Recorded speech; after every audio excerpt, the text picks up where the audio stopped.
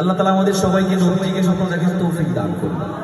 সবাই একসাথে, যদি নাত লিখতে লিখতে চোখে ঘুম চলে আসে, তুমি দেখা দিও রাসূল আমার স্বপ্নে এসে। আপনারা যদি নাত গাইতে